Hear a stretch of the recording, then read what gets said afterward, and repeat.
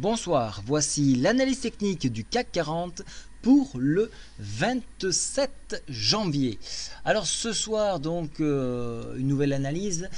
Qu'est-ce qu'on voit sur cette bougie là? On voit une indécision encore une fois à aller au-delà. Alors pourquoi cette indécision? Parce que tout simplement il y avait un manque de carburant. Donc si il y a peu de volume, alors là on marque une hésitation à continuer et donc on réintègre.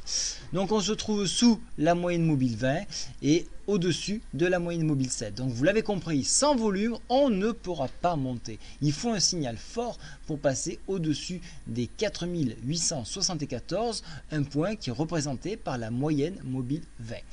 Si on regarde le calendrier économique de demain, alors on va le mettre ici, voilà. Calendrier économique de demain, alors là c'est la journée d'aujourd'hui, donc on va passer sur celle de demain. Voilà. Donc celle de demain, alors il n'y aura pas de grosses statistiques si ce n'est la réunion des ministres des Finances à 11 h.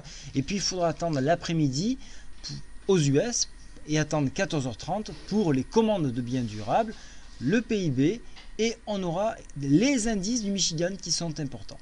Voilà, après en dehors de là, il n'y a pas grand chose à se mettre sous la dent.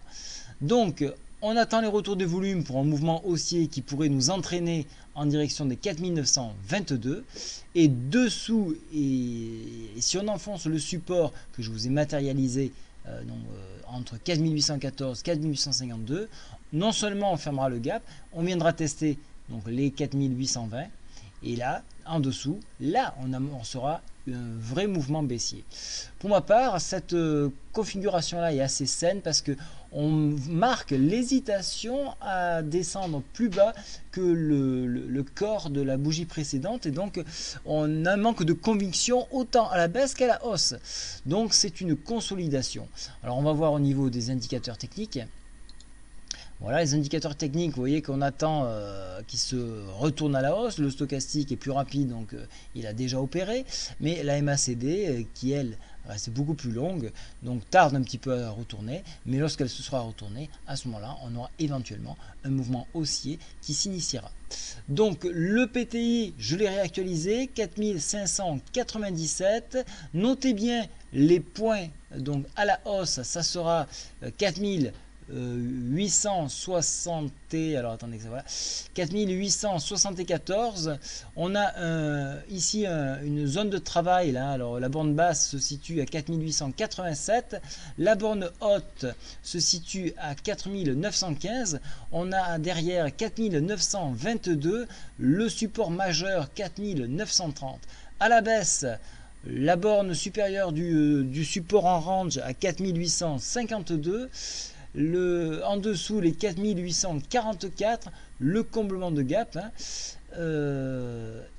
comblement de gap 4841, venir chercher le support Fibo 4819 et la borne inférieure du support range à 4814. Voilà un petit peu tous les points qu'il faut retenir et où il faudra s'attarder pour voir comment se comporte le cours lorsqu'on arrive sur ces zones là.